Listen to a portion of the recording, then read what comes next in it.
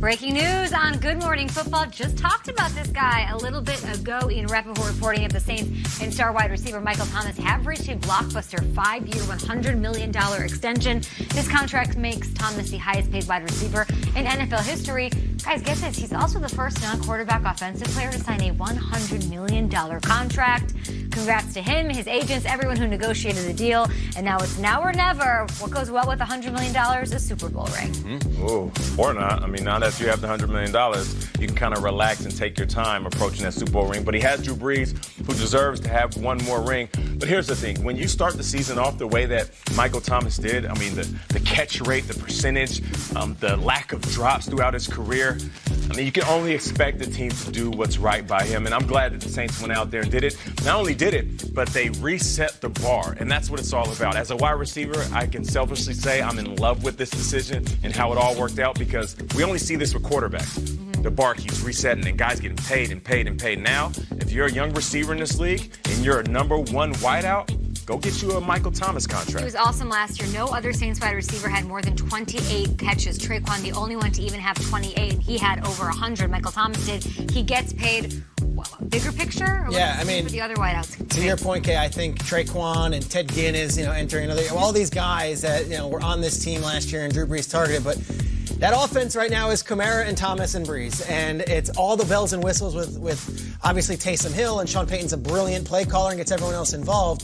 But this is a rare deal. It's different than I think a lot of these other wide receivers, and I think Michael Thomas is maybe the most important wide receiver to his team outside of maybe Julio Jones, who has two other complimentary guys that are really good. So they got the deal done, and again, you said congratulations to Michael Thomas. Congratulations to Saints fans getting this out of the way. Everyone's on board. Let's roll. This is the year. Now or never. He's changed his Twitter handle to Can't Guard Mike. He's now going to Can't Afford Mike. That's the new thing. And apparently they can. I'm not surprised by this. 6 stars holding out. This seemed like the most likely guy to get done because it just checks every box. Young, prolific, keeps his nose clean, is not a running back. And this, guys, when we're looking at number 9 right, this could be the last ride. This could be the last ride to ever get it done. So for him to miss, you got to get him in. And I also...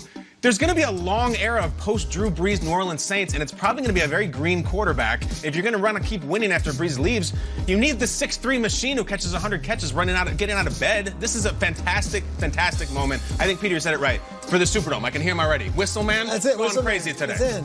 Now, let's talk about other wide receivers that want to get paid. You have Amari Cooper down there. He's seeing what's going on with Zeke and Dak, and he might be the odd man out there because I don't think they can afford this, even if he has a transcendent year with them this year. Then you have Tyreek Hill wanting to get paid, A.J. Green, though he's hurt and will miss some time, also looking for a contract. They're not going to surpass this, could they? They might, right? Like, they might. And if the salary cap keeps on going up, that's why some of these players are okay waiting for their turn. And, you look at the wide receiver market, Tyreek Hill, let's see, if he goes out there and has 2,000 yards, does some crazy season, he'll make more. And it's always who's next in line. I think Michael Thomas said he wanted his right now, and he got it. His agents, David Mugoletta and Andrew Kessler, very established agents in this industry, knew that there was a risk that he wouldn't get paid, but guess what? Before even getting the preseason field, it works out for everybody. They're happy. They're set. Let's see who else can step up for the Saints. Cam Jordan, of course, through this entire process said, I'm not going to be worried until Drew is worried. Drew Brees hasn't been worried. They get the deal done with Michael Thomas.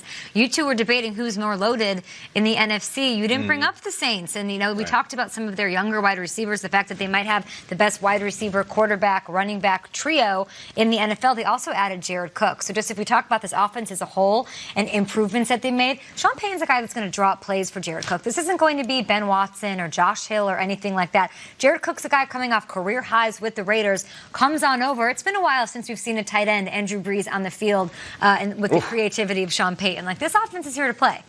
That whole team is ready. Yeah. I mean, this is one of maybe 3 or 4, I feel like, almost perfect teams in the NFL. Like, they're really, really set. This was the missing piece. And I'm trying to think in the last half decade if there's a team that's been more like, guys, we got to win the Super Bowl. We got to win it now. I mean, there's no 2020 season. This is it. It's the divisional round, this championship round. And now they got maybe their best player signed for good. But, man, they got to win this thing this year. There's a lot of pressure, a lot. And I've been looking at their social, what they've been doing out in Metairie. We had James Palmer there. Triggs, and I'm thinking, what is going on? Drew Brees is like trick shots and competitions. Zion. It looks like Zion at practice.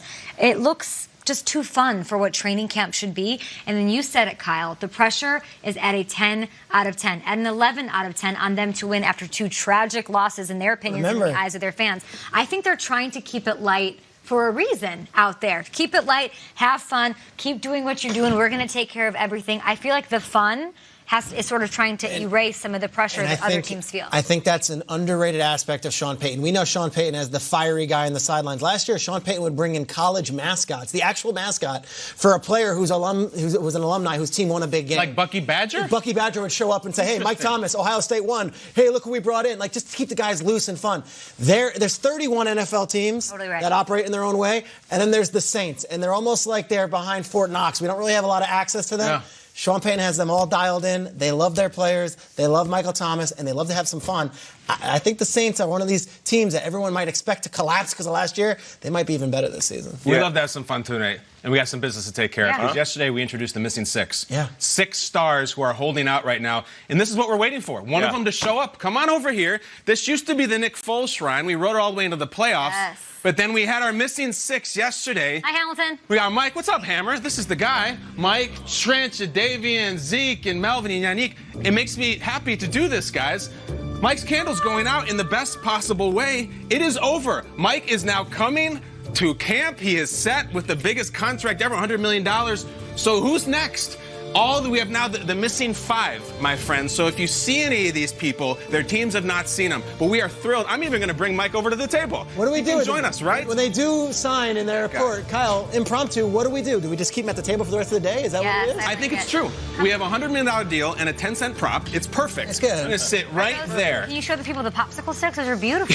That's it. Okay, technically they're tongue depressors. Sorry. My apologies. Look at that. Apologies. Shield. Put it right next to it. Mike, we're very happy Welcome for you. back, We can't Mike guard you, Thomas. but No we doubt. can support you. The missing 5, guys. Who's Well next? said. First $100 million offensive player in NFL history. That deal for 5 years. Congratulations to Michael Thomas and to Saints fans. Let's flip it over to Will Sullivan now. Now we have the Monterey 5. Yeah. Yes, absolutely. $61 million in guarantees. And you know someone who's very happy about these developments this morning? Julio Jones.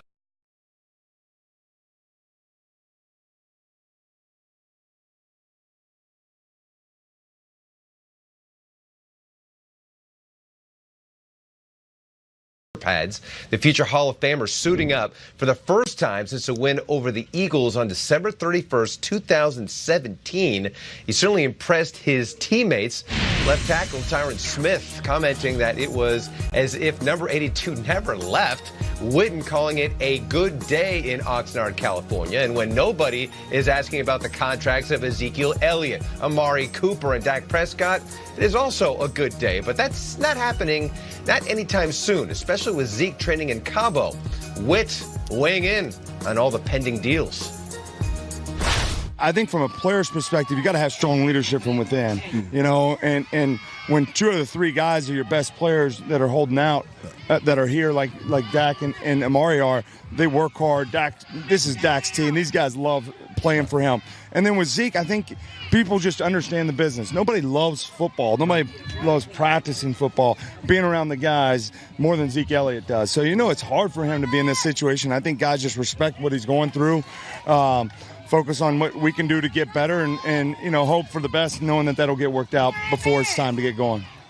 All right, with Michael Irvin and Rhett Lewis, Madden NFL 20 coming out on Friday, so expect more players being upset over their ratings. We've already seen and dissected some of their tweets on the program. Another person who has a beef with Madden is Cardinals head coach Cliff Kingsbury. That's right. K2 explains why he's disappointed. I had seen a bunch of guys kind of getting in their feelings about their ratings. And then somebody sent me a picture of what I look like on there. So I want to get adjusted on looks rating. So I look like I'm on The Walking Dead in that picture. But so yeah, I apologize to any of those players that I thought, hey, it's just a video game. Why are you upset? Because I saw my picture on there and I'm not pleased with where we're at. So we'll have to work on that. You can see why he's got beef with it. He's a good-looking man. They always call him Ryan Gosling. Right there, though, not happy with the way that he looked in Madden right there. Okay, guys, it's kind of funny to see. He's like, yeah, I get what the players now are feeling. Walking Dead, that was the Arizona Cardinals team theme last year. Peter. Sorry, I went there. Coming in hot. Also makes an appearance in Madden.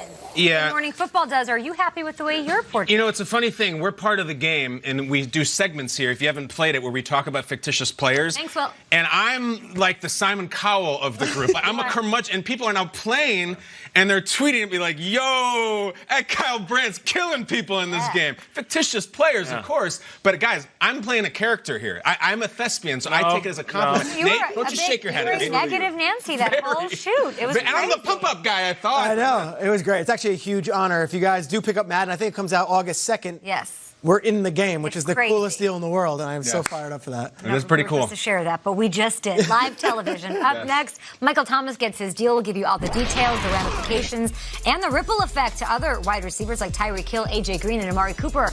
Julio Jones.